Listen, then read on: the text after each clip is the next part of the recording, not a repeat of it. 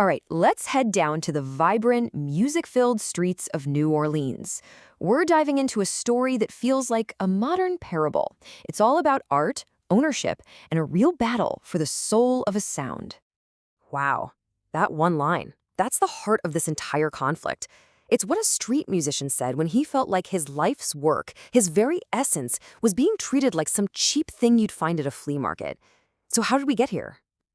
So, picture this. You've got two completely different worlds on a collision course. On one side, you have the raw, gritty, authentic art happening right there on the streets of New Orleans.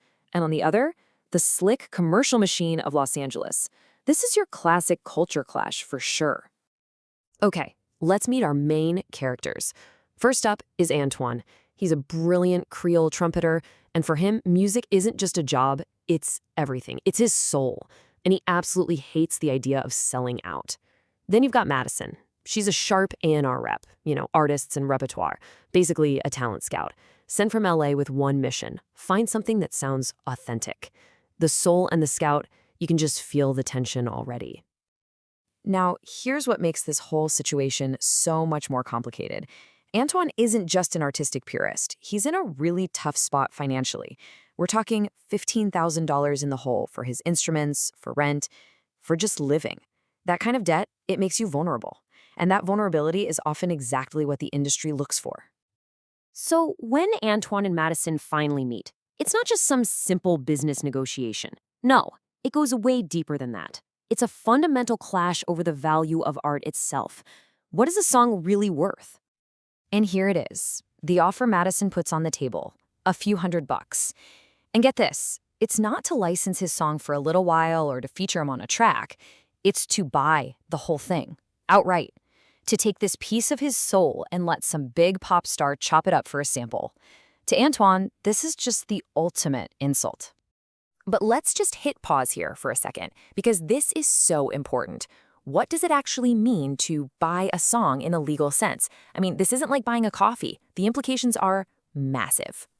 It's something called a copyright buyout. And honestly, it is a huge trap for artists. You get a little bit of cash up front, but in exchange, you sign away everything. Full ownership, any say in how it's used, and every single cent that song could ever make in the future from streaming, movies, commercials, it's all gone, forever. So you can probably guess what happens next. Antoine he explodes. He doesn't just say no. He humiliates Madison right there in public, mocking her and the whole industry for knowing the price of a song but having no clue about its value. He draws a line in the sand. His soul is not for sale. But the story doesn't end with a rejected offer. Oh, no. The conflict is about to escalate from just a bad business deal to straight-up blatant theft. And check out how fast this all goes down. It's dizzying. Just a week ago, Antoine is on the street pouring his heart into his original song. Then, just a couple days ago, a rival of Madison's secretly records it on their phone. And bam! Today, that melody is the soundtrack for a massive national ad campaign. The result is just devastating. Antoine's unique sound, the thing he's protected so fiercely, is suddenly everywhere. It's making some corporation millions. And him, he hasn't seen a single penny. His art was just stolen right out in the open.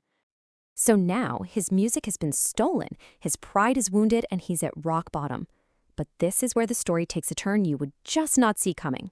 His only sliver of hope comes from the very last person on Earth he'd ever expect to see again.